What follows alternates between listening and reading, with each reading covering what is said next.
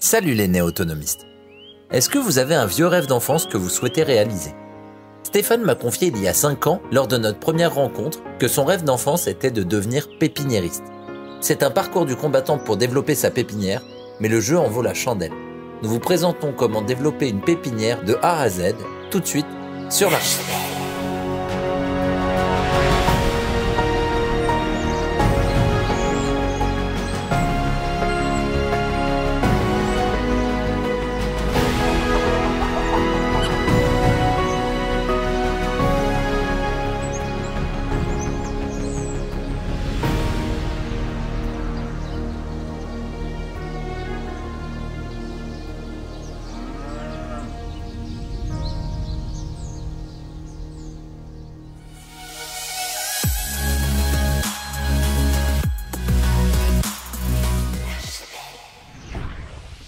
Bonjour Stéphane. Bonjour Brian. Ça fait 2 ans que j'ai filmé la dernière vidéo chez toi. Oui. Tu nous avais présenté une association, donc des poules dans le verger. Ben oui. Et entre-temps, monsieur a réalisé un rêve vieux de 30 ans. Est-ce que tu peux nous parler de ce rêve et après on va expliquer aux personnes comment on crée ce rêve? Ben en fait, si tu veux, la dernière fois qu'on s'était vu ici, tu avais filmé l'association Verger et Poules. Et puis aujourd'hui, j'ai souhaité aller un peu plus loin pour aider les personnes qui souhaitent créer des vergers, développer leur autosuffisance alimentaire en utilisant les arbres fruitiers, puisque j'ai depuis 1 an lancé une pépinière d'arbres fruitiers, grâce à ce verger notamment.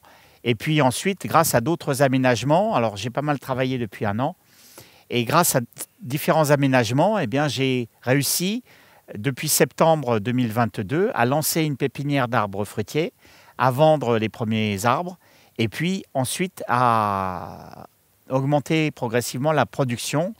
Et aujourd'hui, sur l'année 2023-2024, la saison 2023-2024, eh bien, j'ai lancé une production de l'ordre de 2000 plantes. Donc l'année dernière, j'étais à 500 plantes, cette année 2000 plantes. Et c'est quoi l'objectif la vitesse de croisière? Ouais, bah mon objectif, c'est à peu près ça, quoi. Avoir autour de 2000 plantes à vendre chaque année. Et mon objectif, c'est principalement d'aider les gens à développer leur autonomie alimentaire, en offrant, on va dire, quelque chose de plus complet, puisque je vais avoir à la fois des formations qui sont proposées, le verger, et puis également la chaîne YouTube qui permet de vulgariser un certain nombre de techniques dans cette thématique des arbres fruitiers. Dis-moi Stéphane, par rapport à ce que tu imaginais, maintenant que tu es lancé, c'était quoi les premières grosses difficultés? Alors écoute, je trouve que c'est lancer une activité professionnelle nouvelle, en plus de ce que je fais déjà, donc la chaîne YouTube, les formations, c'est pas facile à proprement parler, sans être quelque chose d'impossible à faire. Ça présente un certain nombre de difficultés qu'il faut arriver à surmonter. Bon.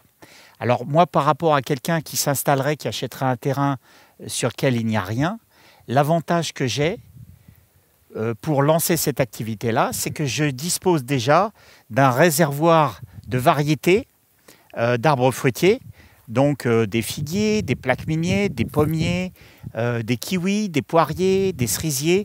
Donc j'ai déjà en place un certain nombre de variétés sur lesquelles je suis en mesure de prendre du bois.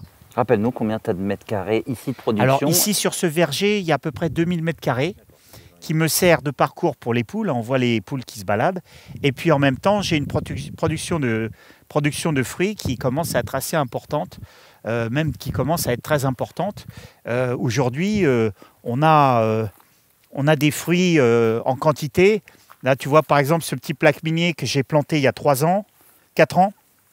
Bon, bah, il est complètement recouvert de fruits, à tel point même que tu vois, avec le poids, tu peux avoir des branches qui finissent par se ployer et casser. N'hésite pas à dire les variétés du plaque minier. Donc ça, c'est le plaque minier Giraud, par exemple. Ok, n'hésite pas. Alors, le fait d'avoir planté comme ça toutes ces variétés depuis 15-16 ans, eh ben, ça me permet ensuite d'avoir des variétés que je connais déjà, que j'ai déjà testés et que je suis en mesure de proposer en pouvant donner un descriptif, on va dire, honnête de ce que ça permet d'obtenir. Et du goût et tout. Le goût, la date de maturité, est-ce que c'est une pomme acide, qu'est-ce qu'on peut en faire, etc.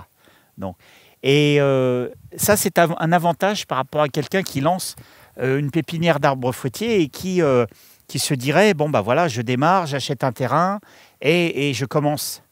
Parce que quelqu'un qui part de zéro, il va avoir déjà une première phase pendant laquelle il va devoir collecter et monter en quelque sorte une gamme d'arbres fruitiers, collecter des variétés, sélectionner des variétés, et donc il va falloir qu'il les plante. Ce verger, au début, il était conçu comme avec des écartements suffisants pour que les arbres soient des arbres de production. Et puis, quand ce projet s'est concrétisé pour moi, en fait, j'ai énormément densifié le verger parce que j'ai voulu avoir un certain nombre d'arbres qui ne sont là que pour faire du bois. Alors, c'est quand même bizarre de se dire, je plante des arbres fruitiers et sur ces arbres fruitiers, je vais récolter du bois. Mais en fait, quand tu fais par exemple des boutures, quand tu fais des marcottes, tu vas avoir besoin d'avoir une réserve génétique beaucoup plus importante. Si tu veux avoir une très large gamme de fruitiers à proposer, il va falloir que tu puisses prélever du bois. Et là, tu es dans une logique de reproduction et pas de te nourrir. Au début, j'étais dans une logique de production de fruits. Et puis maintenant que j'ai rajouté des lignes additionnelles sur le verger, j'ai considérablement densifié le verger parce que entre les lignes de production, j'ai des lignes d'arbres qui sont des lignes destinées à la reproduction. Donc des lignes de production de fruits et des lignes pour la reproduction. Et en fait, tu vois, quand tu lances par exemple des variétés, tu développes ton catalogue de pépiniéristes, et ben, tu vas avoir besoin d'avoir plusieurs fois les mêmes arbres pour pouvoir reprendre du bois chaque année. Et tu as des arbres qui ne servent plus qu'à être en quelque sorte trognés chaque année. Alors je vais te donner un exemple et puis on verra tout à l'heure ce que ça implique également en termes d'écartement. Mais il y a un certain nombre d'arbres qui me servent juste à être trognés en quelque sorte. Au mois de janvier, je vais venir couper les branches et je vais récupérer les variétés qui me serviront de greffons. Alors, je vais te donner un exemple par exemple. Il doit y avoir des best-sellers en plus, il y a des choses Voilà, il y a des choses qui sont intéressantes, mais tu vois par exemple ici, là, ça c'est un arbre. Je ne sais pas si tu me suis, voilà. Je te suis, t'inquiète. Regarde, tu vois, ça c'est un arbre de production sur lequel tu vas pouvoir prendre un petit peu de bois pour le multiplier, puisque tu vas prendre en fait des greffons et tu vas pouvoir ensuite faire des arbres de la même variété en greffant ces greffons sur des porte-greffes. Donc ça c'est un arbre de production. Par contre, si tu vas, par exemple, ici, tiens, regarde derrière toi, ça, ce n'est pas un arbre de production à proprement parler, c'est un arbre de reproduction. Par exemple, ça, c'est un figuier qui est en touffe. Et sur ce figuier en touffe, je fais des boutures et des marcottes. C'est-à-dire que je vais prélever du bois. Et ce bois va me permettre ensuite de multiplier chaque année. Donc, je prélève du bois. Et la production sur un arbre sur lequel tu prélèves beaucoup de bois, elle est nécessairement réduite. On va voir par exemple un prunier que j'ai. Bon, bah, arbre de reproduction. Ce prunier-là, chaque année, j'enlève toutes les branches. Et ça me sert à faire les stages et ça me sert également à faire la reproduction de la variété. D'accord ? Tiens, allez, viens voir. On va aller voir le datil.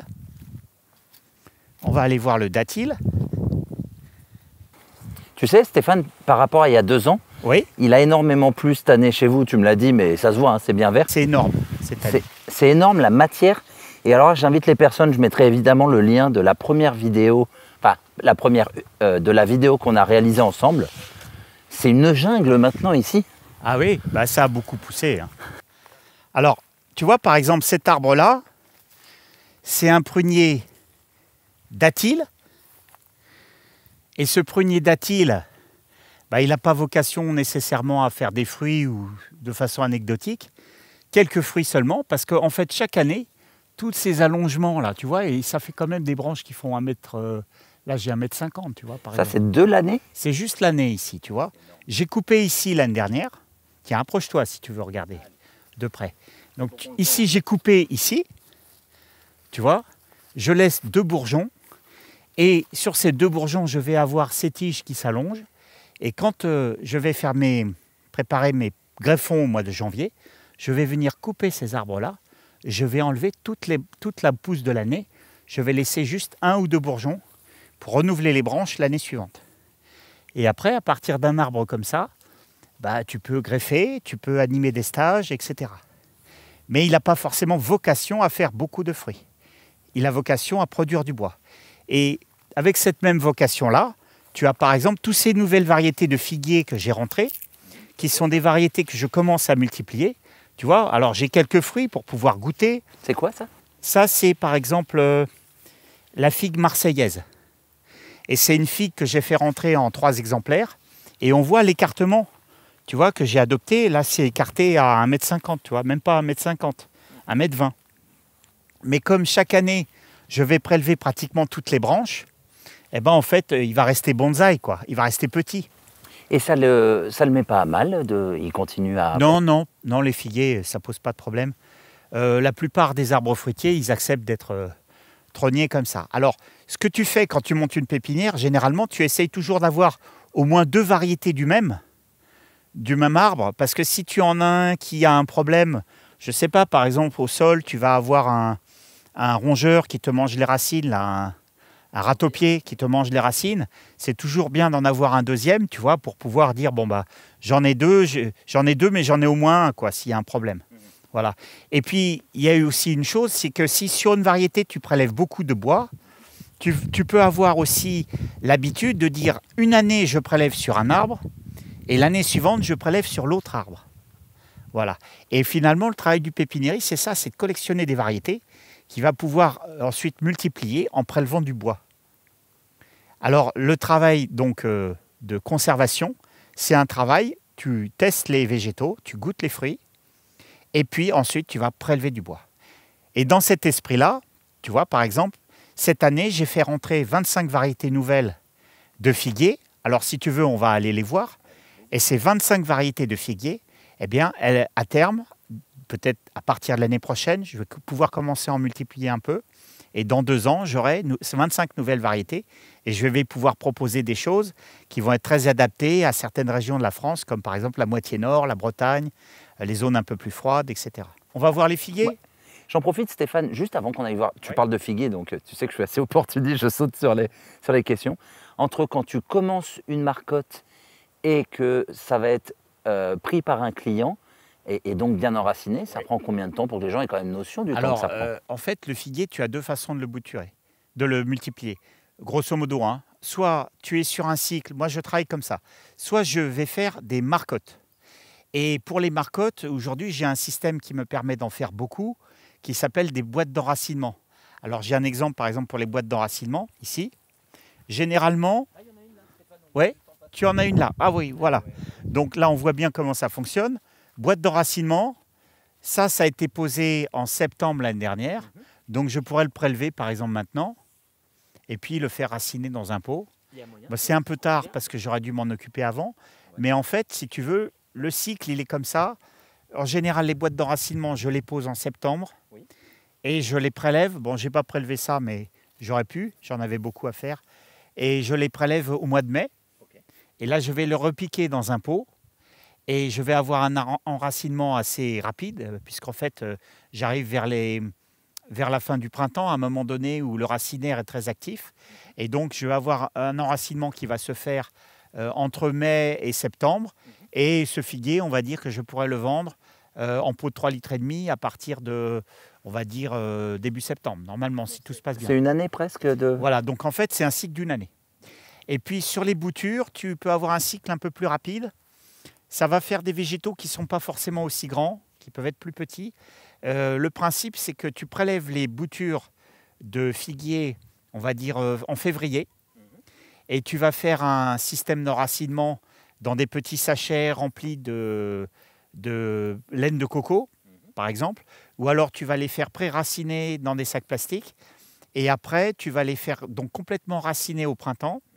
Et tu vas avoir une pousse supplémentaire au niveau du feuillage qui va se faire, on va dire, de juin à septembre.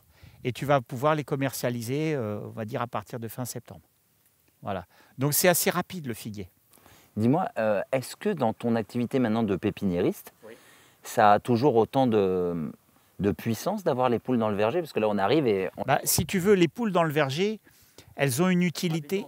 Ouais, non, mais on va dire, moi j'essaye toujours de, tu sais, c'est un des principes de la permaculture, on essaye toujours d'augmenter les fonctions de ce qu'on met en place. Et en fait, aujourd'hui, bah, la nouvelle fonction des poules, c'est d'amener de la fertilité. C'est-à-dire que les fientes de poules mélangées avec du bran de scie, eh ben, ce sont des éléments de fertilité qui me permettent d'incorporer, tu vois, sur les pots ou dans les pots, d'amener un peu de fertilité sur tout ce que je fais pousser. Ah, donc tu mets du naturel pour... Oui, je mets du naturel. Mais après, dans les pots, on verra tout à l'heure les mélanges que j'utilise. En principe, j'utilise un mélange à base de compost. Moi, je n'utilise pas de tourbe. Les billes ou les billes bleues, les billes... Donc, j'utilise du compost. Éventuellement, quand c'est une plante qui a besoin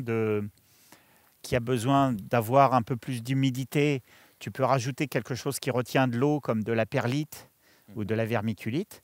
Et puis après, en surface du pot, tu peux mettre une couche de fiente de poule.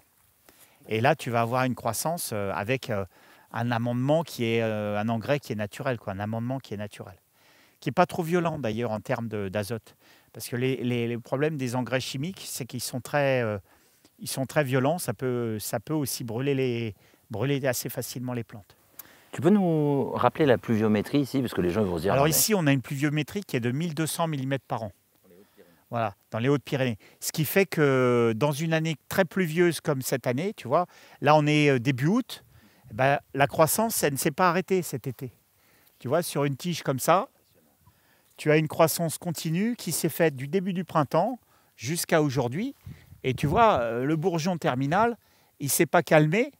On voit qu'on est encore en train d'avoir un allongement. Donc si on continue à avoir de l'eau et du soleil là jusqu'à octobre, c'est très intéressant si tu veux pour multiplier les végétaux, parce que d'avoir de l'eau et du soleil, ça stimule énormément la croissance. Voilà. Après, ça peut poser certains problèmes sur des plantes qui peuvent être un peu fragiles en cas d'excès d'eau. Tu peux avoir des maladies cryptogamiques qui se développent. Tu peux en donner quelques-unes pour... Par exemple, sur des vignes qui ne seraient pas trop résistantes aux maladies, tu vas avoir un feuillage qui n'est pas très beau.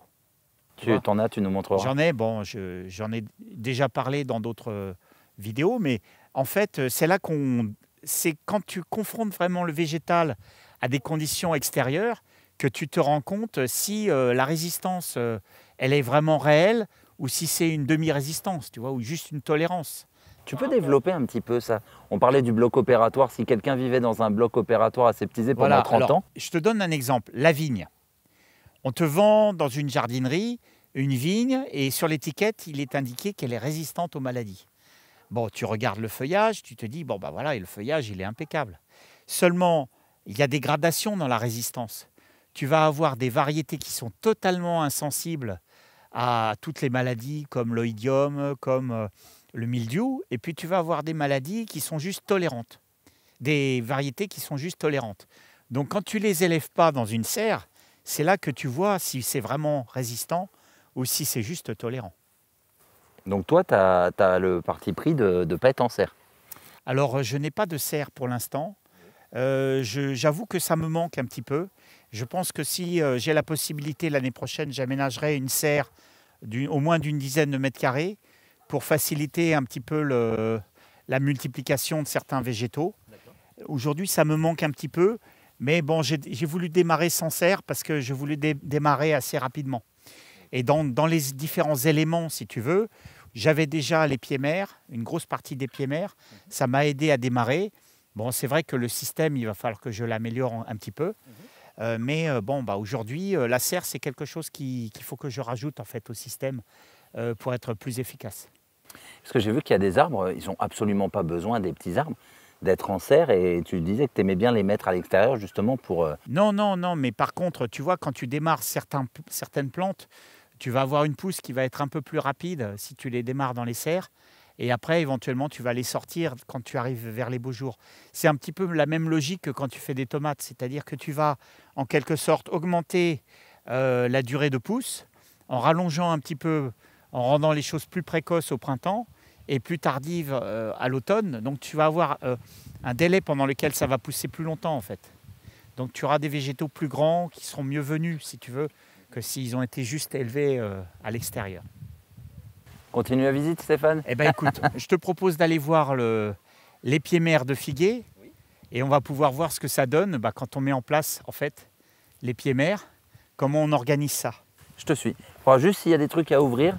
La volière, on n'en a pas parlé. Est-ce que t'en es content Ouais, bon, ça n'a pas de rapport direct avec la pépinière. En fait, tu vois, j'ai voulu faire une volière pour pouvoir avoir plus d'animaux. Aujourd'hui, j'en ai une centaine qui dorment dans la volière. Ce que je trouve très sympa avec ce système volière, c'est que tu réponds à la réglementation. Puisque aujourd'hui, tu vois, quand tu as des alertes par rapport à la grippe aviaire, eh ben, tu es obligé de confiner tes animaux. Et dans mon ancien système, j'avais pas un système qui me permettait de les confiner. Et aujourd'hui, si par exemple on t'oblige à les confiner et que les gendarmes passent par exemple pour voir comment tu t'es organisé, si tu ne les as pas confinés correctement, eh ben, ils peuvent te mettre une amende. Alors, je ne sais plus combien c'est l'amende, il me semble que c'est 700 € ou quelque chose comme ça. Donc moi, je préfère pouvoir répondre à la réglementation. Voilà, donc si à un moment donné, je dois les confiner, je peux les confiner dans une volière. Et puis si malheureusement, faut les laisser quelques jours dans la volière, on pourra le faire. Alors tu vois ici, j'ai rentré, il n'y a pas très longtemps, des nouvelles variétés de figuiers. Alors en fait, ces variétés de figuiers, soit je les ai achetées chez des confrères en France, soit j'ai acheté des boutures, par exemple, qui viennent d'Europe de l'Est. C'est moins cher ou c'est Non, parce que ce sont des variétés qui sont peu diffusées en France. Donc j'ai eu la possibilité de les commander en Albanie, en Bulgarie, des variétés un peu rares et qui sont assez prometteuses, notamment pour la moitié nord de la France. Donc tu vois, par exemple, cette variété-là, je l'ai commandée au Portugal. C'est Pingo de Mel, une variété qui a un goût de miel. Et c'est quelque chose que je mets en test dans le but de pouvoir commencer à les multiplier peut-être à partir de l'année prochaine, faire quelques plants. Et puis à terme, pouvoir le proposer, le mettre au catalogue. Donc ici, tu vois, sur cette rangée, j'ai mis 25 variétés différentes. Et je suis toujours dans cette logique de production de bois. Parce qu'en fait, mon calcul est le suivant. Si par exemple, je multiplie le figuier et que je fais 1000 figuiers par an, en fait, il va me falloir une certaine quantité de bois chaque année. Et pour donner un ordre de grandeur, si je fais une marcotte qui me prend à peu près 30 cm de bois, pour faire 1000 figuiers, il me faut 300 mètres linéaires de branches. Tu vois ? Et donc 300 mètres linéaires de branches, ça implique d'avoir quand même un certain nombre d'arbres à disposition pour pouvoir venir prendre du bois dessus. Donc c'est pour ça que tu vois, j'en ai planté 25. Et l'écartement ici entre les figuiers, il est de 1 mètre. Et à partir du moment où tu plantes assez serré comme ça, tu as intérêt de rajouter un système de bâches. C'est-à-dire que je vais mettre ensuite une bâche sur le côté ici, une autre bâche sur le côté de ce côté-là. Et les bâches, je vais les faire se chevaucher un petit peu au niveau des pieds. Mais par contre, les bâches ne seront pas trouées.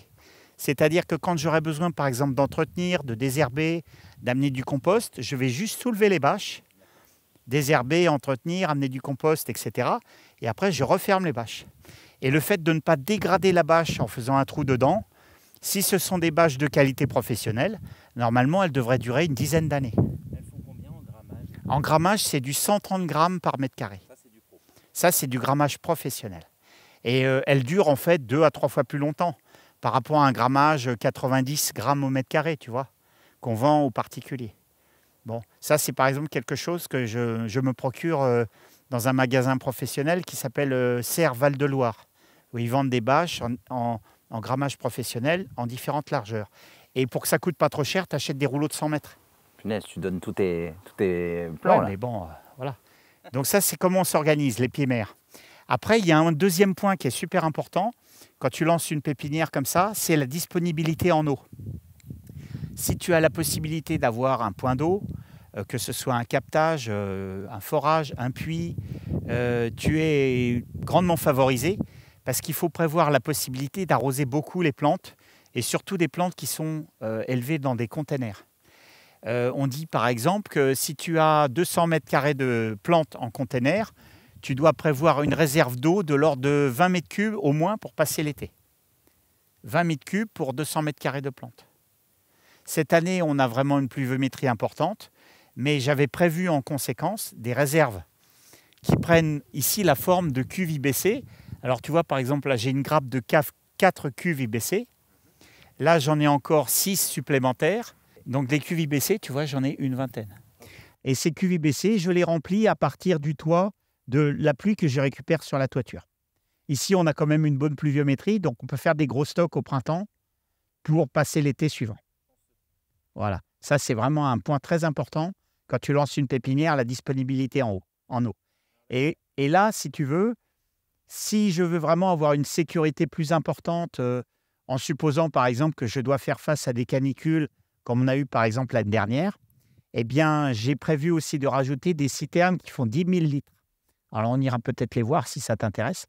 Des citernes qui sont en cours d'installation. Pour l'instant, on me les a livrées. Et ces citernes-là, elles font 10 000 litres chacune. Donc, ma capacité de stockage en eau, pour pouvoir faire l'arrosage du jardin et toutes les plantes de la pépinière, etc., elle va passer de 20 000 à 40 000 mètres cubes. À 40 mètres cubes. De 20 à 40 mètres cubes d'ici un an. Et je double. Voilà. Ça, c'est un point très important, tu vois, quand tu veux effectivement développer cette activité-là. Alors, ce qui fait le besoin en eau d'une plante, c'est sa variété, en fait. C'est l'espèce. Tu vois, par exemple, un figuier, c'est résistant à la sécheresse.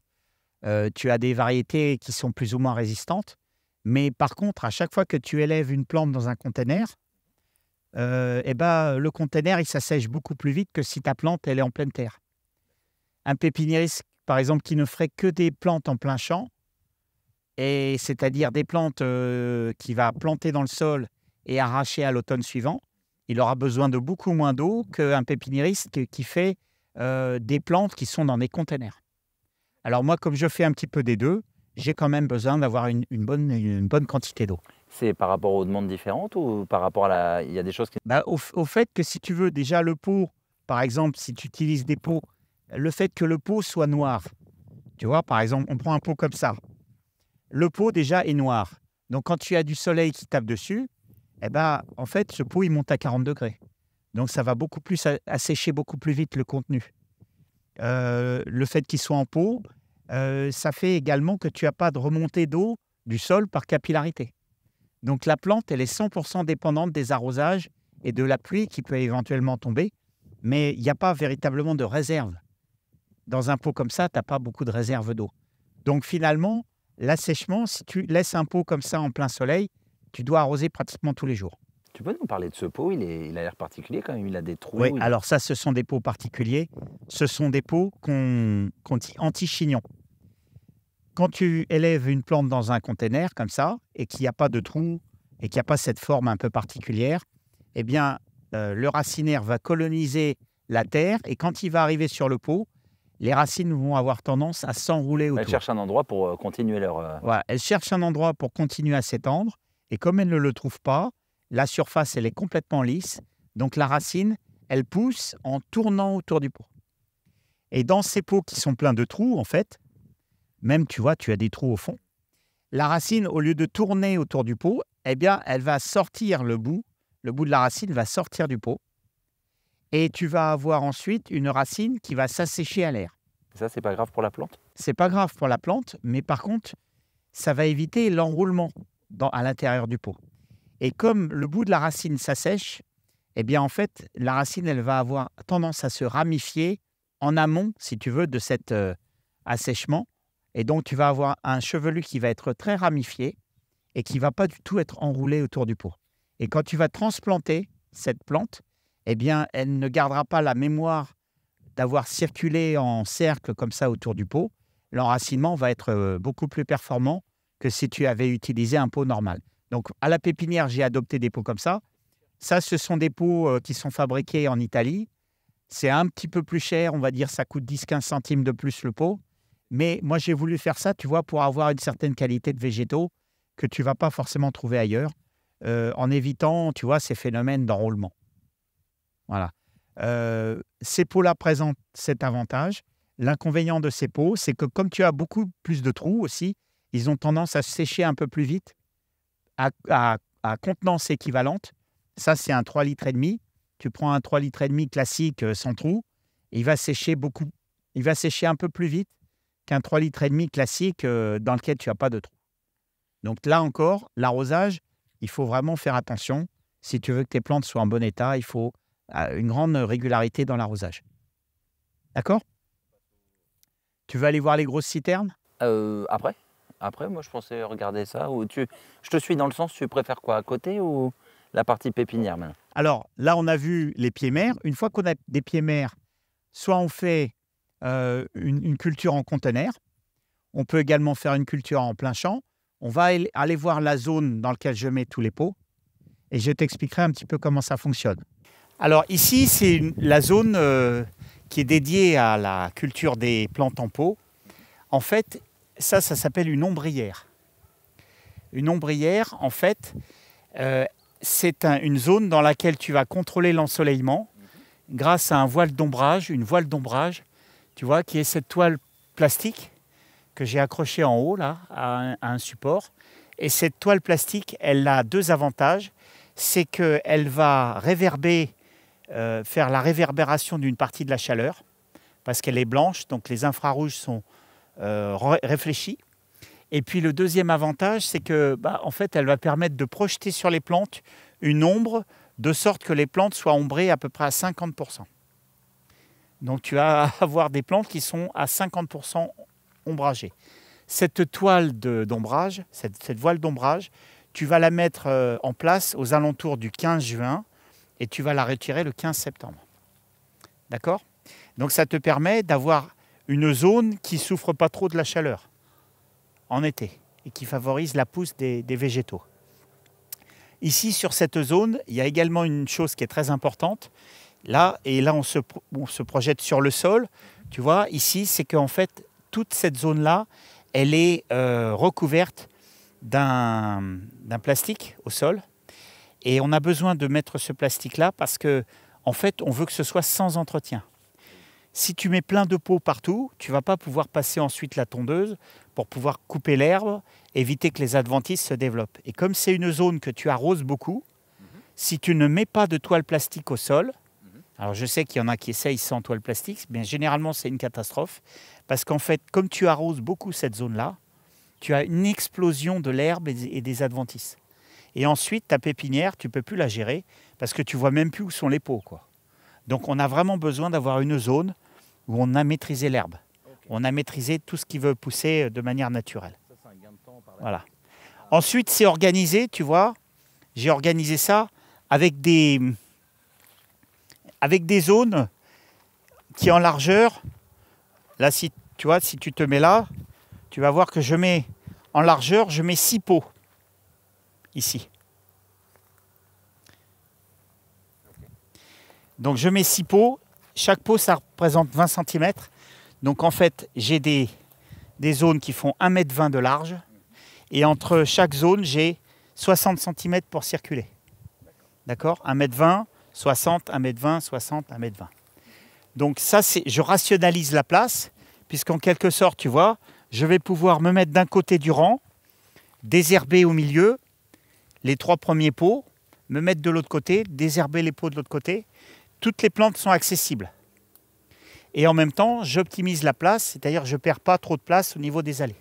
Il y en a combien là, des pots Alors là, des pots, il y a 11 rangs avec à peu près, je dois avoir à peu près 180 pots à chaque rang. Donc ça fait à peu près, à peu près 2000 plantes. Un petit peu moins de 2000 plantes. Ça représente quoi en heures de travail, de reproduction? Alors reproduire 2000 plantes comme ça te prend tout le printemps. Alors c'est pour ça que tu me disais, par exemple, quand on discutait tout à l'heure, oui, tu fais un peu moins de vidéos. Ouais, on le voit moins là, Stéphane, on te voit un peu moins. Eh ben, en fait, parce que je me suis consacré à ça, multiplier toutes ces plantes. J'ai fait pas mal de figuiers, j'ai fait du kiwi, j'ai fait des petits fruits, j'ai fait des arbres greffés, j'ai fait quelques tentatives en pot. Au niveau des figuiers, par exemple, tu vois, j'en ai fait 800 cette année. J'ai des pieds de vigne, bon, j'ai un certain nombre de plantes. Qui sont celles que j'ai fait pousser en conteneur. Et ça n'est qu'une partie du travail parce que j'ai également une zone plein champ. Mais on va rester sur cette zone-là. Tu vois, l'autre utilité de cette structure métallique, c'est qu'en fait, comme c'est une structure qui est assez solide, on va dire qu'elle est gaillarde, eh bien, pour pouvoir remplacer à terme le plastique que je mets en haut, j'ai au pied de chaque fer à béton comme ça, j'ai positionné un kiwi ou un kiwai, ici, tu vois, et ce kiwi ou ce kiwai, rapidement, il colonise la structure, donc il grimpe après les poteaux, là on en voit ici qui sont déjà arrivés en haut, tu vois, et ces kiwai qui grimpent après la structure, ils vont avoir vocation, au bout d'un an, au bout de 2 ans, à apporter l'ombre en se passant de plastique. Est-ce que c'est caduc, ce genre de choses? Oui, c'est caduc. D'accord. Voilà. Alors, il y aura un petit peu de taille, bien sûr, pour pouvoir contrôler la quantité d'ombre qui sera projetée sur les plantes. Mais l'idée à terme, c'est de faire une zone dans laquelle, au début, j'utilise ces voiles d'ombrage qui vont se dégrader assez vite, tu sais, avec le vent, avec les ultraviolets, etc. Et puis, ces voiles d'ombrage en plastique, au bout d'un moment, je m'en passe parce que je vais avoir à la place le feuillage d'une grimpante, en fait. Et l'avantage, c'est que je vais avoir sur cette zone-là ma production d'arbres, de plantes en container, et en plus, je vais avoir une production additionnelle de kiwi ou de kiwai. C'est dingue. Voilà. Et une pierre deux coups. Et là, tu vois, comme j'ai une zone qui fait à peu près 180 mètres carrés, bon, bah, tu mets du kiwi ou du kiwai sur 180 mètres carrés, bon, bah, ça devrait faire une belle production additionnelle. Voilà, c'est un petit peu ça l'idée. L'autre avantage des tubes, tu vois, que tu positionnes comme ça en hauteur, c'est que je vais pouvoir installer dessus un système d'arrosage automatique. Aujourd'hui, j'arrose un petit peu manuellement, c'est-à-dire, tu vois, j'ai un tuyau, je me suis organisé très simplement pour démarrer. Tu vois, j'ai mon tuyau, je peux passer à tous les endroits dans la pépinière. Tu vois, je vais pouvoir arroser. Très peu de pression parce que tu te sers de la Alors, gravité. c'est gravitaire, hein, puisque je me sers des citernes IBC qu'on a vues là-haut. Donc, mais comme j'ai quand même une différence de hauteur de 4 mètres ou 5 mètres entre le haut et le bas, et bah, tu vois, j'ai un petit peu de pression et je peux arroser de façon gravitaire en passant dans chaque rang. Ça, c'est le système que j'ai adopté pour démarrer. Mais c'est vrai que quand tu vois, je suis dans une période un petit peu chaude et très ensoleillée, pour arroser toutes ces plantes, il me faut à peu près 1 heure. Donc si j'ai beaucoup de jours d'arrosage, bon, ça fait beaucoup d'heures de travail. Et c'est vrai qu'à terme, si je peux avoir un système de tuyauterie positionné en hauteur avec des espèces d'asperceurs, eh ben là, je vais pouvoir arroser tout ça juste en ouvrant un robinet, en fait. Donc ça, c'est plutôt confortable. Mais bon, ça viendra dans un deuxième temps. Il a bien fallu que je démarre, tu vois, cette année. Donc j'ai démarré avec ce système-là. Et puis progressivement, je vais l'améliorer. Petit à petit. Voilà. Et puis je pense aussi qu'à terme, bah, écoute, je trouve que c'est tellement sympa et pratique, cette zone-là. Et je pense que c'est assez probable que finalement, je rajoute encore un rang supplémentaire et m'agrandir un petit peu si nécessaire, tu vois, pour pouvoir faire peut-être un peu plus de plantes. Avoir un petit peu plus de facilité aussi pour circuler.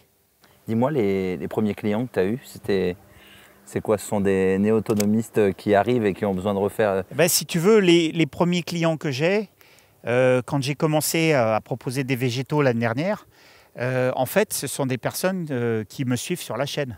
Ah, bah, génial. Donc, quand j'ai lancé la pépinière, j'ai fait un live en expliquant pourquoi je voulais lancer la pépinière.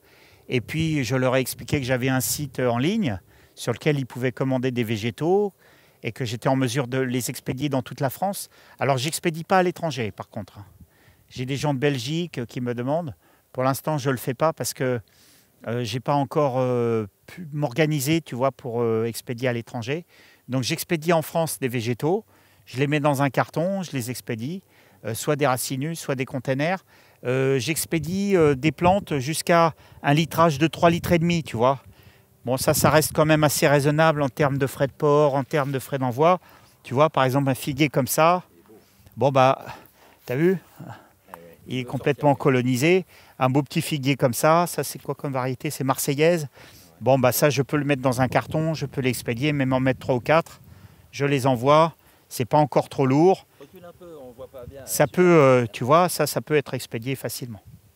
Bon, après, les pots, si je fais des plantes dans des pots de 10 litres ou 25 litres, là, c'est plutôt pour les gens qui veulent m'en acheter, on va dire en local, quoi.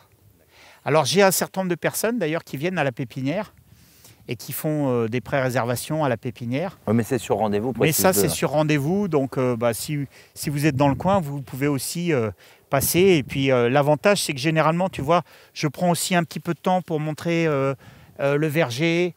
Et c'est sympa parce qu'on peut voir qu'est-ce que ça peut produire, en fait. Qu'est-ce qu'on peut avoir à terme comme genre de production sur un kiwi, sur un plaque minier, sur un pommier. S'ils arrivent à la bonne saison, ils peuvent presque goûter le fruit. Ils peuvent presque goûter le fruit à la bonne saison. Alors après, bon, il y a des saisons différentes selon les arbres fruitiers, mais oui, ça peut être effectivement intéressant. Je vois au loin, j'aimerais qu'on le montre parce que c'est impressionnant. Il y a 2 ans, tu as commencé à installer, c'était des petites tiges de kiwi. Ouais. Beaucoup te disaient, ouais, ça ne fera pas de l'ombre, c'est trop long, blabla et tout. Et maintenant, c'est une jungle. Alors, en fait, si tu veux, les kiwis que j'avais installés, je ne sais pas si on se souvient, mais l'idée, c'était de faire de l'ombre aux poules. Hein. Là, les poules, je les ai déplacées dans la volière, mais en fait, les poules, pendant des années, elles ont amené de la fertilité dans le sol. Et en fait, le kiwi, je me suis rendu compte que c'est une pompe à azote. Le kiwi, il agit comme une espèce de pompe à azote. Et plus on lui donne, plus il donne de fruits. Donc, si effectivement tu es intéressé, on va aller voir, mais oui, plutôt qu'en parler, ce que ça donne. Et franchement, c'est impressionnant. Alors, comment on rentre dans cette jungle? Ah ah. Bon, là, c'est des... C'est bon, c'est bon. C'est bon? Tiens, viens ici. Il n'y a rien qui Alors, pousse la chez jungle toi. des kiwis. Bon, il paraît que le kiwi, c'est pas productif. Hein. Bah, je ne suis pas sûr, en fait. Regarde. Impressionnant. Regarde. Ah, je passe même pas avec mon bateau. Ah, c'est bon. Non, mais c'est impressionnant. Alors, regarde. Attends, je vais me mettre... En fait, tu vois, quand tu plantes dans un kiwi, tu plantes un actinidia dans un sol qui est gorgé d'azote, eh ben, tu vas avoir ce genre de résultat. C'est-à-dire qu'il y a tellement de fruits, il y a plus de fruits que de feuilles, en fait. Et là, bon, bah, on a des petits fruits, on a des plus gros. Puis ils sont pas encore finis de grossir. Hein. Tu fais comment quand t'en as trop? C'est quoi tes conseils de... Bah, en fait, tu vois du kiwi comme ça, par exemple, si vraiment je récolte, normalement cette année en kiwi, je devrais m'approcher des 100 kilos. Avec les arbres que j'ai déjà en bas, plus ces nouveaux qui rentrent en production, en fait, je vais me retrouver avec 100 kilos de fruits. Bon, il est évident qu'entre début décembre et fin janvier, qui est la période pendant laquelle tu peux conserver ça facilement dans une cave ou dans un cellier, on ne va pas manger 100 kilos de fruits dans une période si courte. Donc, en fait, ce que je vais faire, c'est que je vais attendre qu'ils soient mûrs, bien sucrés, bien correctement mûrs. Et ensuite, je vais faire des kiwis en bocaux. Donc, je prends des bocaux d'1 demi-litre. Je les remplis avec des kiwis qui sont épluchés et coupés en morceaux. Et je les stérilise pendant 40 minutes. Je ne rajoute pas de sucre, je ne rajoute pas d'eau. C'est juste le fruit en fait qui est dans le bocal. Je les stérilise 40 minutes et ensuite ça me fait des salades de fruits pour toute l'année. Et je ne suis pas obligé de les conserver avec un autre mode de conservation. Ça fonctionne très bien. Donc beaucoup d'azote, beaucoup d'eau et évidemment du soleil, je présume. De l'azote, de l'eau, et ben ça fait une forêt, une jungle de kiwis. Une jungle de kiwis. Et là, on est vraiment... Bon, là, il n'y a pas de soleil comme... non, il n'y a pas de soleil aujourd'hui, mais on est à l'ombre. Et tu vois, les kiwis, si tu regardes, par exemple, l'allongement des branches ici, si tu veux regarder ici, l'allongement des branches, tu vois, tu regardes, tu as certaines branches qui s'allongent. Celles que je n'ai pas coupées, par exemple, là, 3, 4, 5 mètres d'allongement dans l'année. Ouais, tu peux avoir ça. Donc ça, par contre, tu vois, si tu peux le faire, on va dire, dans le courant de l'été, c'est couper ces branches à 2 feuilles ou à 3 feuilles pour concentrer un peu la vigueur sur les fruits. Ça se reproduit comment, un kiwi, justement? Bah, le kiwi, la meilleure façon de le reproduire, tu peux bouturer en hiver, mais c'est quand même assez difficile à réussir. Okay. La meilleure façon de multiplier le kiwi, c'est le bouturage à l'étouffée l'été. C'est là que tu as le meilleur taux de succès. Excellent. Voilà. Après, c'est vrai qu'on peut les multiplier l'hiver, mais ils ont quand même un peu de mal à raciner s'il n'y a pas beaucoup de chaleur, en fait. Il faut que tu arrives à les mettre dans un environnement où ils ont chaleur et humidité. Donc, en fait, moi, j'ai fait plusieurs essais. On peut multiplier le kiwi l'hiver, mais la méthode la plus valable, c'est de multiplier par bouturage à l'étouffée l'été. Et c'est pas une bouture qui est facile à réussir. C'est pas facile à réussir. Ça, et je crois le plaque minier, la greffe, c'est pas facile aussi. C'est pas facile non plus. J'ai fait une vidéo qui montre comment on peut greffer le plaque minier. J'ai eu pas mal de succès. On va voir dans la zone plein champ. J'en ai lancé 200 des plaques miniers. Et sur les 200, j'en ai 180 qui ont repris de manière satisfaisante. Donc là, j'ai eu un beau taux de succès sur le plaque minier au niveau des greffes.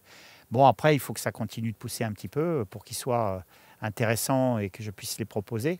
Mais en fait, je me suis rendu compte, tu vois, avec cet été un peu... au niveau de la pépinière, je suis un peu parti dans toutes les directions. Tu vois, j'ai fait des petits fruits, j'ai essayé de faire des pommiers, des poiriers, des pruniers, des cerisiers, etc. Combien de variétés, tu l'as peut-être dit, différentes à la vente? Bah là, à la vente, aujourd'hui, j'ai ouvert un petit peu à la vente. Je dois avoir peut-être 60 ou 70 variétés, 60 variétés différentes, avec les noyers, les châtaigniers, etc. Mais je me rends compte qu'ici, tu vois, avec notre climat un peu pluvieux, il y a des choses que j'arriverai jamais à réussir. Donne des noms. Ben, par exemple, tu vois, si je dois multiplier des arbres à noyaux comme l'abricotier ou le prunier. Là où ça pousse Le chez moi, prunier, c'est je vais drôle. y arriver, mais l'abricotier, c'est trop limite, quoi. J'y arriverai pas. T'avais déjà essayé et ça donnait pas d'abricots. Non, ben, non seulement j'arrive pas à avoir des abricots, mais je sais que si je les multiplie, les végétaux, ils seront pas jolis. Il faut être plus, tu vois, dans une zone plus chaude avec moins d'eau. Là, c'est parfait pour le kiwi, c'est parfait pour le plaque minier. Autre question, j'en profite pendant qu'on est là, on parlait un petit peu des poules. Il y a 2 ans, de mémoire, on était dans la période Covid, on a vu qu'il y a eu énormément d'explosions de prix. Ça a dû augmenter le prix pour tout ce qui est grains et tout. On en avait parlé au même Alors oui, endroit. on en avait parlé quand on avait fait la vidéo sur les poules, mais en fait, moi j'ai constaté que le prix, il avait rebaissé un petit peu, tu vois, au niveau des céréales. J'ai fait rentrer, il n'y a pas longtemps, 800 kilos de triticale. Ok. Et tu sais, je les stocke dans les poubelles. Oui. Des poubelles, c'est toujours efficace. Et puis, le triticale, cette année, je l'ai eu à 330 € la tonne, puisque je rentre directement vendu par un agriculteur. Donc 330 € la tonne, ça va, c'est un prix correct, quoi. Mais il y a eu un moment, ça chauffait, on était à presque 400 € la tonne, quoi. Presque 400 € la tonne. Donc là, ça s'est un peu calmé. Après, les poules, moi je continue, c'est vraiment quelque chose d'intéressant. Tu vois, quand tu veux développer l'autonomie, je trouve que c'est sympa de faire un peu de poulet de chair. Si tu as la possibilité d'acheter les grains chez les agriculteurs. T'en vends encore? T'en vendais il y a 2 Alors ans. oui, je vends encore quelques poules pondeuses, tu vois. Chaque année, je vends quelques poules pondeuses. Mais c'est anecdotique, je présume. Bah, c'est Avec anecdotique. le temps, tu t'as sur le... Allez, je sais pas, je vais en vendre peut-être cette année une vingtaine ou une trentaine, tu vois. Mais c'est-à-dire que prioritairement, on mange les coques. Et puis les poules pondeuses, on en vend et ça nous paye les aliments. Ça paye les grains pour toute l'année, pour tout le cheptel. Sussex blanc germiné. Donc ça me permet, tu vois, d'avoir un certain équilibre financier en fait. Approche-toi de près là, tu vois, on va voir un peu ce que ça donne. Tu vois, ça ce sont des rangs de plaques miniers que j'ai plantés en pleine terre. Alors le principe, si tu veux, quand tu fais une zone comme ça en plein champ, c'est que tu vas préparer une zone de culture sous forme de bandes. Là, j'ai des bandes qui font 12 mètres. Et tu vas planter un arbre tous les 25 cm. Et pour éviter d'avoir trop de corvées de désherbage, ce que j'ai fait, j'ai retenu ce système de bâche en plastique, tu vois, que je positionne entre les rangs. Donc j'ai un rang, par exemple, ici de plaques miniers. Après, j'ai une bâche, un rang, une bâche, un rang, une bâche. Voilà. Et ça, ce sont des plaques miniers. Alors, tu vois, j'ai eu, par exemple, un peu de galère au mois de juillet parce que, tu vois, il y a des trous ici dans les feuilles. Ça, c'est la grêle. On a reçu des grêlons à peu près gros comme des billes qui m'ont troué les feuilles. Ça retarde un petit peu la croissance. Mais dans l'ensemble, tu vois, c'est quand même des plantes qui se portent bien et qui ont une bonne pousse. En ce moment, je regarde un petit peu la pousse. Ça pousse à peu près d'1 à 2 cm par jour.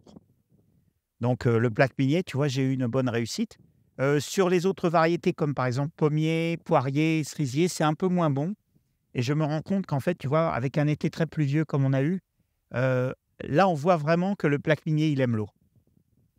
Parce que c'est avec le plaque minier que j'ai les meilleures pousses, on va dire, les choses les plus intéressantes. Je me suis rendu compte que quand tu fais une production comme ça de pépiniériste, en fait, tu vas avoir plus de succès sur des variétés qui sont des plantes véritablement adaptées par rapport au sol Et le sol compte beaucoup. Et le climat aussi compte beaucoup. Ici, on a aussi une contrainte, c'est qu'il peut y avoir pas mal de vent.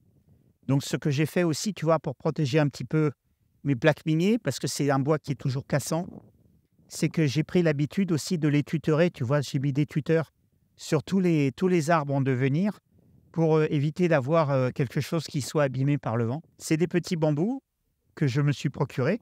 Et puis, à chaque fois que la plante, elle pousse, je rajoute une petite attache ici, comme ça.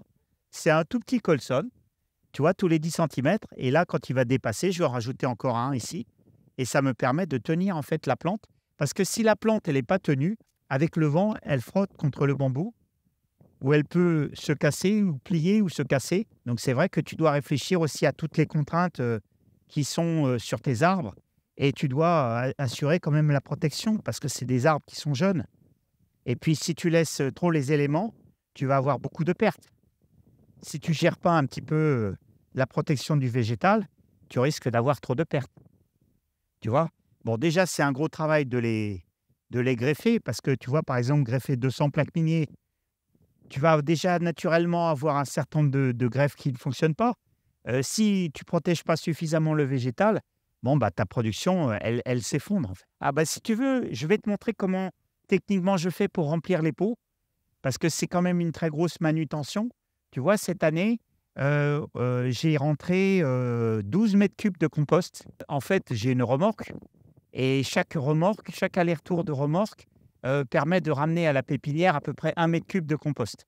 Donc, on va voir ce que j'en fais une fois que j'arrive avec la remorque, où est-ce que je le mets et comment je travaille. Donc, en fait, ici, tu vois, c'est ma zone principale de travail.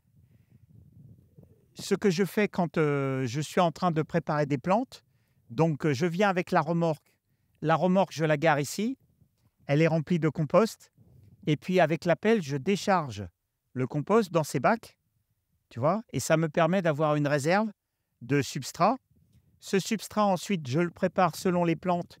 Je vais être amené à rajouter, par exemple, ici, de la perlite ou de la vermiculite. Alors, c'est naturel, en fait. Ça sert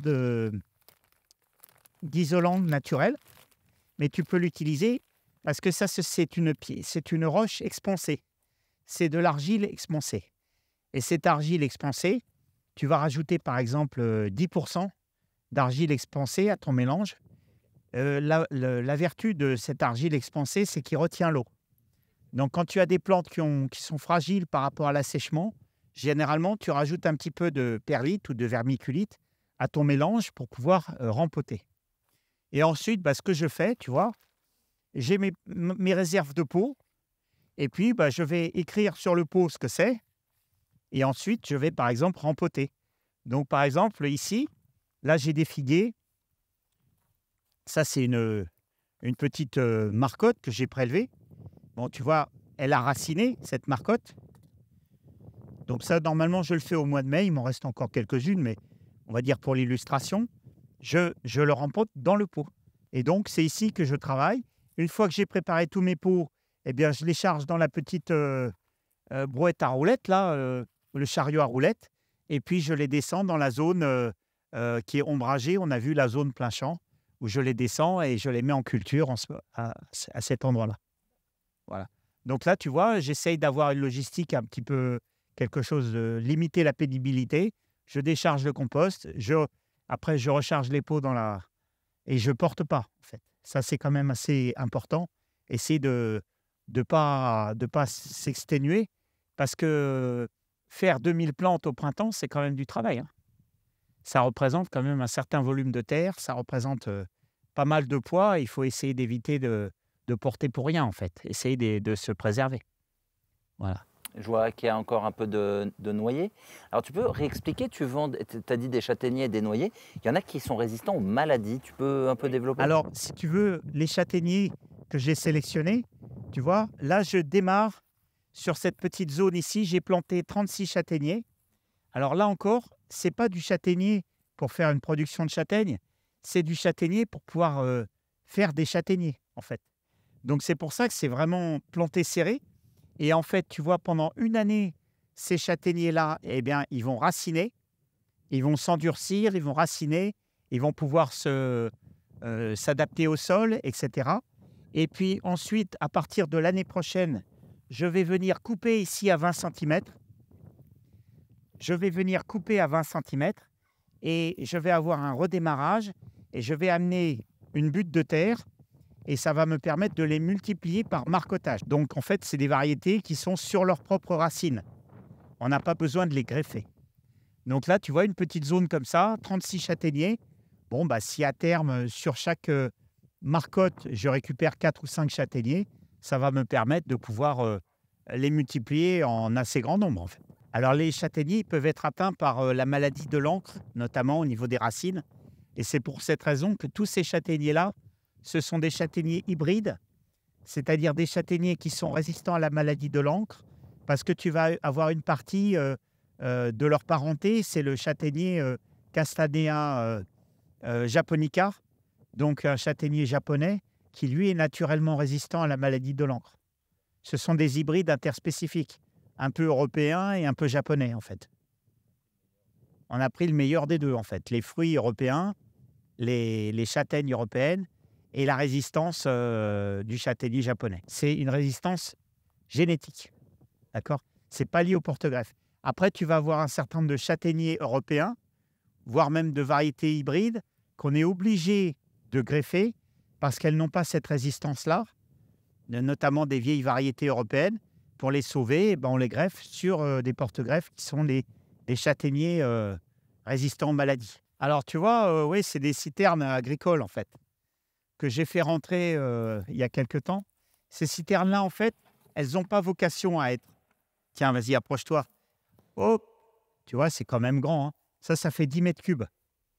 Tu vois, donc ces citernes-là, qui sont... Oh, écho. Donc ces citernes-là, tu vois, ce sont des citernes aériennes. Donc elles vont me permettre de compléter le stockage d'eau. Chaque citerne fait 10 mètres cubes, donc j'en ai fait rentrer 2 pour pouvoir stocker suffisamment d'eau pour pouvoir tenir tout l'été sans pluie, en fait. Parce qu'aujourd'hui, tu vois, dans un contexte de réchauffement climatique, il faut pouvoir gérer le pire. Et ça, tu arrives à les remplir juste avec ta toiture, avec ta grosse je vais essayer de les remplir avec la toiture. J'y arrive pas. Pour l'instant, elles ne sont pas installées. Normalement, ça devrait passer. Je devrais pouvoir stocker l'eau de l'hiver et du printemps pour l'été chaque année. Et normalement, je devrais en avoir assez, selon mes calculs. Tu vois ? Alors après, je vais certainement aussi relier les toitures de la cabane pour pouvoir avoir un complément d'eau de pluie. Mais aujourd'hui, on n'est toujours pas relié à l'eau de la ville. Et puis, il faut aussi songer au fait qu'il y a des restrictions d'eau. Tu ne peux pas t'amuser en période de canicule. Tu ne vas pas t'amuser à prélever l'eau de la ville pour pouvoir arroser ta pépinière. C'est complètement interdit. Quand il y a une restriction d'eau, eh ben, tu ne peux pas te permettre d'arroser. L'arrosage est interdit. Donc, tu dois te faire ton propre stock d'eau. Qu'est-ce que c'est, ça, en face ? Encore une trogne. Tiens, excuse-moi, je t'ai pas... Ah ouais. Alors, on va passer par là. Allez. Attends, bouge pas. Alors, on reparle. Stéphane, il y a un truc qui m'intéresse. Ouais. Comment ça a évolué ? Tu as été un des premiers à le remettre au goût du jour en vidéo. Ouais. La méthode Boucher-Thomas. Ouais, la Boucher-Thomas, ouais. Bon, alors, oui, il y a des gens qui me disent « Ouais, la Boucher-Thomas, est-ce que ça fait des fruits ? Est-ce que tu arrives à avoir une production ?» Bon, il y a des pommes. Rappelle-nous, ça a 2-3 ans, ça. Ça a 3 ans. Donc, tu vois, j'ai eu une première fructification l'année dernière, assez modeste. Et puis là, on sent que ça monte en puissance, quoi. Là, j'ai éclairci un petit peu pour avoir des... Alors là, les fruits, tu vois, ils ont été tapés avec la grêle. Ces taches noires, là, ces taches marron, c'est la grêle. Mais on voit, tu vois ici, par exemple, ça a été grêlé ici. Là, on voit une cicatrice, c'est ça, c'est la grêle. D'accord. Tu vois ? Mais bon, on arrive à avoir des fruits. Et l'avantage, tu vois, de la haie Boucher-Thomas, bon, c'est que tu peux faire des traitements. Si tu as besoin de passer un traitement, c'est possible. Tu récoltes, tu n'as pas besoin d'escabeau. Et puis surtout, dans un petit espace, tu vas pouvoir avoir plein de variétés différentes. Donc ça me permet, tu vois, sur une ligne qui fait une douzaine de mètres, d'avoir 5 variétés de pommiers différents. Dans un petit volume. Donc, et de pouvoir goûter les fruits, les tester, éventuellement les multiplier. Donc ça, c'est quand même pas mal. Tu vois, regarde, on arrive à avoir des fruits. Voilà, sur le Boucher-Thomas, ça fonctionne. Voilà. Bon. Après, tu vois, pour améliorer le système, Parce que je me suis rendu compte d'une chose, c'est que l'entretien, il est quand même assez difficile. Tu ne peux pas passer la tondeuse en dessous. Donc, ce que je vais faire, tu vois, pour améliorer le système, je vais faire le même système de bâche que ce qu'on a vu pour les figuiers là-haut. C'est-à-dire que je vais mettre une bâche ici de 1 mètre, tu vois, et de l'autre côté aussi, je vais mettre une bâche de 1 mètre pour pouvoir faciliter l'entretien. Parce que c'est vrai que c'est quand même assez difficile et à tondre, et puis tu as pas mal de travail à faire à la main, en fait, pour entretenir. Donc, pour faciliter l'entretien, améliorer un petit peu le système, rajouter des bâches. Voilà. Moi, j'essaye, si tu veux, aujourd'hui, de simplifier au maximum. Et c'est vrai que tu as des gens qui te disent « Oui, mais c'est du plastique, tu vas mettre du plastique dans le jardin, etc. » Mais en même temps, je me rends compte que si tu as des ambitions importantes en termes de production, là, on a vu que j'avais lancé quand même une production presque... en fait, j'ai commencé à produire presque 2500 plantes cette année. Donc, il faut que je trouve du temps en fait pour faire ça. Et il y a certains systèmes qu'il faut que je simplifie pour pouvoir, voilà, l'arrosage, les bâches en plastique. Tu vois, d'une certaine façon, c'est se professionnaliser. Alors, c'est vrai que par rapport à l'écologie, c'est pas tip top. Mais bon, en même temps, il y a un moment donné, tu es un peu obligé, quoi. Non, mais ceux qui ne sont pas contents, au pire, tu n'utilises pas de plastique et des gens viennent gentiment t'aider à mais ça, c'est pas réaliste. Non, et puis, c'est pas vraiment du travail intéressant, quoi, parce que tu passes des heures à défricher un truc. Si, par exemple, tu vois quelque chose qui est bien protégé par une bâche en plastique, au lieu d'y passer 2 heures par mois à défricher, tu passes 2 heures par an. Bon, bah ça, plus ça, plus ça, plus ça, ça te permet de faire plus de choses. Tu vois, il y a un moment donné, il faut trouver des moyens de gagner du temps, quoi. Et puis moi, je ne peux pas dire aux gens, bah, venez désherber chez moi. J'ai un super stage de woofing à faire à la Clé des Champs, venez désherber. Bon, ce n'est pas plus intéressant. Moi, je préfère montrer comment on greffe, je préfère montrer des choses qui ont une certaine valeur ajoutée. Bon, tu viens ici désherber, quel intérêt, quoi. Donc, essayer de trouver des moyens. On ne va pas mettre des produits, mais quand même essayer de trouver des moyens, sachant que, tu vois, on a quand même une puissance de pousse qui est énorme ici. Si je laisse pousser l'herbe pendant une année, je vais avoir de la végétation qui arrive à 2 mètres de haut ici. Ouais. Tu vois, je pars d'un sol qui est complètement tondu, je laisse pousser pendant 1 an, au bout d'1 an, j'ai 2 mètres de végétation. Ah ouais. Mais ça, c'est la conjonction chaleur plus humidité. Ça dit, on se pose et on parle de tout ce qui est formation, tout ça, pour réussir à mettre ça. Ouais. Parce que c'est vrai ton jardin, c'est un faux plat, hein. C'est un faux plat, on se fait plutôt... C'est un peu en pente, oui, effectivement. C'est ce qui est un inconvénient d'ailleurs, tu vois. C'est vrai que si c'était à refaire, peut-être si j'avais pu trouver un terrain plat, je me serais quand même pas mal simplifié la vie, tu vois. Parce que la pente, ça crée un travail supplémentaire. Quand tu as un terrain qui est en pente, bah, tu descends la pente, tu remontes la pente, tu redescends, tu remontes. Bon, quand tu descends, ça va, mais quand tu montes, si tu as une grosse brouette, si tu ramènes du poids qui vient d'en bas, par exemple des pommes, je les remonte, bon, bah, il y a plus de pénibilité que si tu es sur un terrain qui est complètement plat. Mais tu as une brouette thermique aussi, si vraiment... Oui, j'ai une brouette thermique, bon, j'ai quand même un petit peu de matériel, mais il faut y songer, tu vois, quand tu installes quelque chose, même si c'est juste un projet agricole, on va dire un micro-projet, parce que là, c'est une micro-pépinière, tu sais, tu as des pépiniéristes qui vont s'installer sur 2 hectares, 3 hectares, et là, aujourd'hui, tu vois, ce que je t'ai montré finalement, la zone plein champ, l'ombrière et puis les pieds-mers, ça représente une surface qui est de l'ordre de 500 mètres carrés. Et sur ces 500 mètres carrés, si je me débrouille bien, je vais sortir un SMIG. Tu vois, un SMIG sur 500 mètres carrés à l'année. Donc, on peut être très productif sur une petite surface, mais il faut une bonne organisation. Il faut automatiser tout ce que tu peux automatiser, l'arrosage, etc. Il faut que ton terrain il ait un bon potentiel agricole aussi. Et puis, c'est beaucoup de travail. Tu mets beaucoup de travail sur une petite surface pour sortir un revenu. Tu vois, c'est un peu la même idée, par exemple, que quand tu fais des cultures, comme par exemple, tu vas faire des myrtilles. Bon, bah, ça, c'est de l'agriculture sur petite surface. Tu vas faire maraîchage, c'est petite surface. Mais en fait, tu n'es pas sur quelque chose d'extensif, tu es sur quelque chose de très intensif, qui demande des investissements, qui demande beaucoup de travail. Voilà. Mais il y a tout à fait possibilité de s'installer agriculteur et de le faire sur une petite surface. c'est pas limitant dès lors que tu choisis une production qui est compatible avec ta surface. C'est quoi niveau législation? Comment on crée? C'est quoi Alors, comment moi je me suis organisé? On peut faire un petit zoom là-dessus. En fait, aujourd'hui, moi j'ai pris un statut le plus simple possible. Donc, j'ai pas de société. Je suis agriculteur, on va dire indépendant, travailleur indépendant. Et quand tu te lances comme ça ton activité, tu vas faire une déclaration à la Chambre d'agriculture et tu vas faire également une déclaration à la MSA, Mutuelle Sociale Agricole, dans laquelle tu vas leur indiquer quelles vont être tes productions et sur quelle surface tu t'établis. Et un critère très important à avoir en tête, c'est la surface minimum d'assujettissement, qui va déterminer ton statut au regard de la MSA. Alors, soit tu es chef d'exploitation parce que tu as une activité sur une grande surface. Pour être pépiniériste et chef d'exploitation, il faut exploiter plus de 9000 m² dans le département. Ça va t'en faire des plans si tu... Alors 9000 m², je ne sais pas si tu as vu la densité de plans, ce que ça peut représenter sur 9000 m². Donc c'est vraiment beaucoup d'activités. Et si tu as ce statut-là, tu es chef d'exploitation, tu vas payer des charges sociales, on va dire à un taux assez important, avec un minimum annuel qui est de l'ordre de supérieur à 3 000 € par an. Et tu auras une couverture sociale, tu auras également des cotisations pour la retraite, etc. Ça, c'est le statut, on va dire, chef d'exploitation. C'est une activité agricole à temps plein sur une surface significative. Si tu n'as pas assez de surface, tu as un statut intermédiaire qui est le statut de cotisant solidaire. Et cotisant solidaire, c'est entre un quart de SMA et une SMA.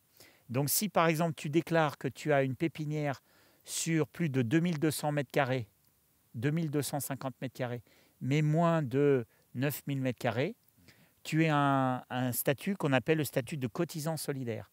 La mutuelle sociale agricole va te demander des cotisations, mais elles ne sont pas productives de droit, c'est-à-dire que tu n'as pas droit à une couverture maladie et tu n'as pas non plus de couverture retraite.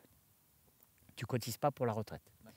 Et puis en dessous de ce statut-là, tu as un troisième statut qui est assez peu connu, c'est le statut qu'on appelle le contrôle parcellaire, le contrôle des parcelles.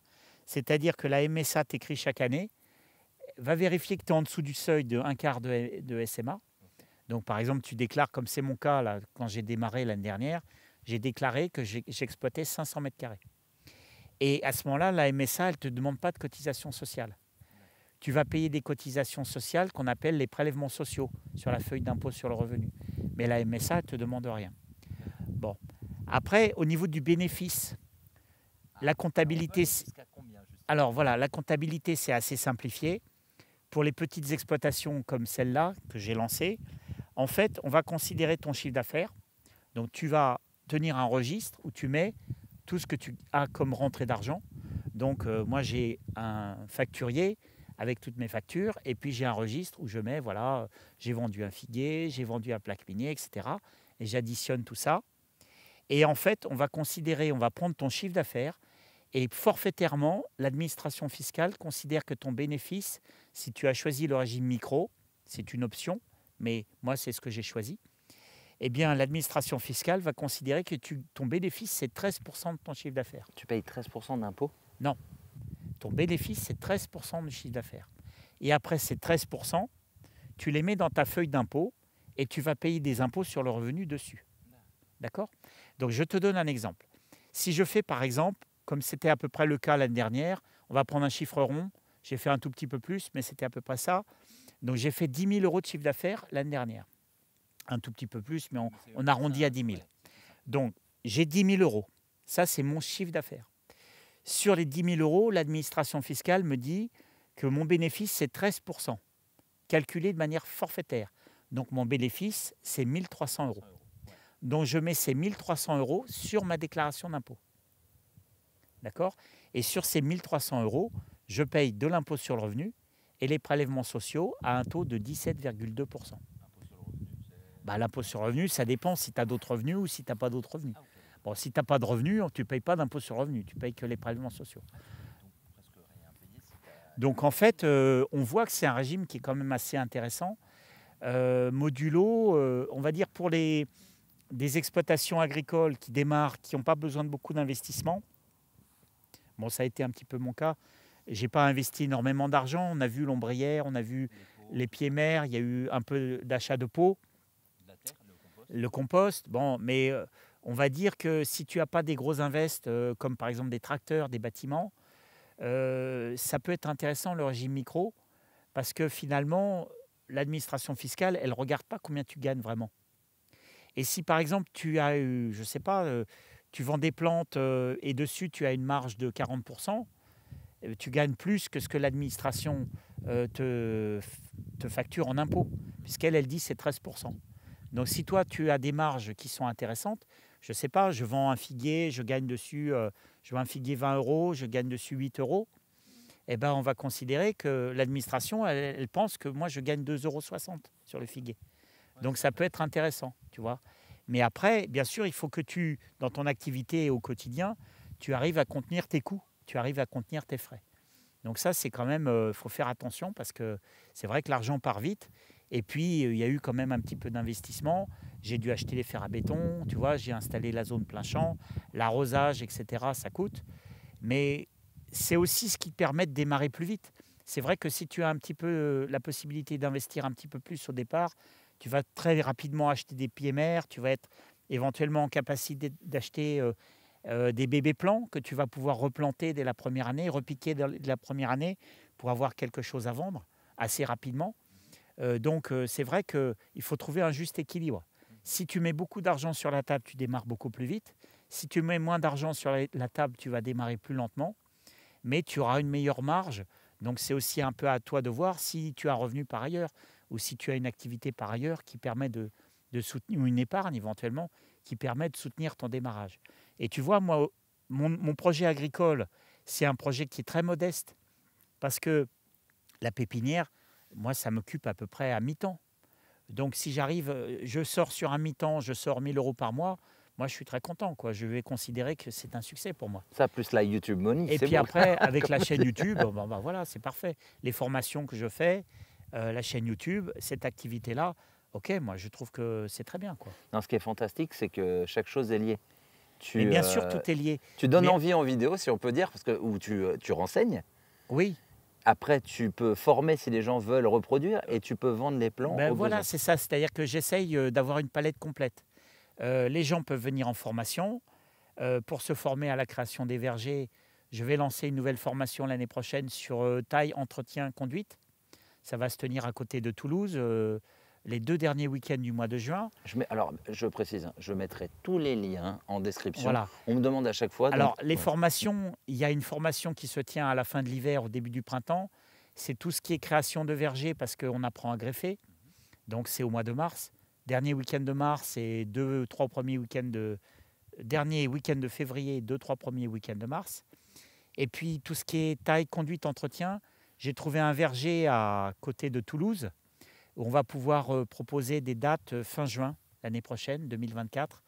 Et sécateur à la main, on va pouvoir intervenir sur un verger qui a été un petit peu à l'abandon et qu'on va pouvoir restaurer progressivement grâce à la venue des stagiaires, etc. Donc il y a les stages, si tu veux te former. Si tu veux te procurer des plantes adaptées à ton lieu de vie, à ce moment-là, tu peux me contacter et puis je vais te dire, voilà, tu es à tel endroit, il faut mettre de l'amandier ou il faut mettre de telle et telle plante. Et mon objectif, tu vois, quand je vends une plante, c'est de faire en sorte que celui qui va la mettre dans son jardin ait un taux de succès le plus grand possible. Alors, ce n'est pas du 100%, mais éviter d'être dans une formule comme par exemple dans les jardineries où tu as absolument 0 conseil et tu vas agir au hasard. Le but, tu vois, en posant des questions, en lisant les fiches, en lisant les descriptifs des plantes, tu vas pouvoir te rendre compte, tel figuier, par exemple, si je l'achète, je le mets en Bretagne, est-ce que je vais avoir des fruits ou est-ce que j'aurai que des feuilles? Tu vois, essayer d'avoir le meilleur taux de succès possible. Et puis dans cette logique-là également, je vais continuer à faire des vidéos pour présenter la conduite des vergers, les différentes techniques que je maîtrise, les variétés, etc. Et puis finalement, pour ceux qui sont intéressés par cette partie-là de l'autonomie, avoir quelque chose de complet, avoir quelque chose le plus complet possible. Dis-moi Stéphane, moi je connais un petit peu ton histoire, ta vie. Tu as mis 30 ans à réaliser ce rêve. Oui. Ça ressemble à ce que tu... Alors, à tes rêves ou... en fait, j'avais un rêve, c'était multiplier des plantes. Au départ, si tu veux, quand j'étais adolescent, je faisais des bonsaïs. Et puis, j'habitais en ville, j'étais à Paris, et j'avais pas la possibilité de faire plus qu'un petit balcon avec des plantes. Et moi, mon rêve, c'était de faire pousser des plantes. Et donc, naturellement, c'était de devenir pépiniériste, en quelque sorte. Faire pousser des plantes, partager une passion, les proposer à la vente, etc. Et puis, arriver à en vivre. Et puis, tu vois, les circonstances de la vie, elles ne m'ont pas permis de faire ça. Puisque j'ai fait des études de droit, j'ai eu une carrière et j'ai travaillé des années derrière un bureau. Et puis, à un moment donné, tu vois, les enfants, ils s'en vont, tu as moins de charges. On s'est réinstallé avec Florence à la campagne. On a voulu avoir une vie plus simple. Et puis aujourd'hui, j'accède enfin à ce rêve-là parce Bravo. On se permet, j'accède à ce rêve-là et je m'offre ça, tu vois, à 50 ans. Et je me dis, parce que si je ne le fais pas maintenant, je le ferai quand? À la retraite? Ben non. À la retraite, j'aurais peut-être plus la force de porter des pots. Et voilà. Donc je le fais maintenant. Je partage cette passion en ligne. Et puis, pour moi, c'est un aboutissement, en fait. C'est l'aboutissement du souhait que j'avais au départ de faire ça. Bon, je n'ai pas pu le faire. Aujourd'hui, je me rattrape. Et d'une certaine façon, moi, je suis le plus heureux des hommes en développant ça, en le partageant en ligne, partager une passion. Et quand je vais travailler, tu vois, par exemple, dans la pépinière, je me lève le matin et je me dis, voilà, j'ai 200 figuiers à mettre en pot. Ben, je n'ai pas l'impression que je vais travailler, en fait. Oui, tu avais dit, je vais travailler. Je me suis dit, ah bon? Ben non. En fait, tu vois, je travaille, mais je n'ai pas l'impression de travailler. Et je crois que c'est Confucius qui disait, hein, si tu choisis un métier que tu aimes, tu n'auras plus jamais l'impression de travailler un seul jour de ta vie. Ouais, c'est vrai. Tu vois? Ouais. Donc c'est un petit peu cette idée-là. Je fais ma passion, je la partage, j'arrive à en vivre normalement. Bon, ce n'est pas des grandes sommes, ce n'est pas des payes de ministre ou je ne sais pas quoi. Mais bon, je gagne ma vie comme ça et je suis extrêmement heureux de pouvoir le faire et le partager. Il y a tellement de personnes avec justement des payes de ministre qui ne sont Voilà. pas heureux. Mais souvent, tu vois, si on regarde un petit peu ce qui peut bloquer les gens, il y a bien sûr l'aspect financier de se dire je me reconvertis, j'ai quelque chose de sûr, je pars sur quelque chose d'un peu plus aléatoire, un peu plus inconnu, un nouveau métier, etc. Mais souvent, ce qui bloque le plus, ce n'est pas le manque de moyens, parce qu'on trouve toujours moyen de faire quelque chose. C'est la peur qui est bloquante. Donc si vous avez un projet comme ça, quelque chose qui vous tient vraiment à cœur, il ne faut pas avoir peur, il faut se lancer, il faut le faire. Et puis si ça ne marche pas, on peut toujours revenir en arrière. On a quand même énormément de possibilités en France. Il y a énormément de formations qui sont financées par l'État. Par exemple, j'ai eu la chance d'avoir une formation pour m'installer pépiniériste que j'ai fait financer par l'État. Donc, tu vois, il y a plein de possibilités. Pour les jeunes, il y a des possibilités aussi de demander des aides à l'installation comme agriculteur. Moi, on était déjà propriétaire du terrain, donc je n'ai pas demandé d'aide. Et puis, j'avais passé l'âge. Mais finalement, il y a beaucoup de possibilités. Et quand tu regardes un peu ce panorama général, ce qui est bloquant, c'est la plupart du temps, c'est quand même la peur. Dis-moi Stéphane, est-ce qu'il y a encore assez de demandes pour les jeunes qui veulent se lancer, tu penses? Dans un créneau comme par exemple la multiplication des végétaux, l'activité de pépiniériste, je crois qu'il y a un boulevard, parce que en fait, les gens sont demandeurs de qualité, les gens sont demandeurs de conseils.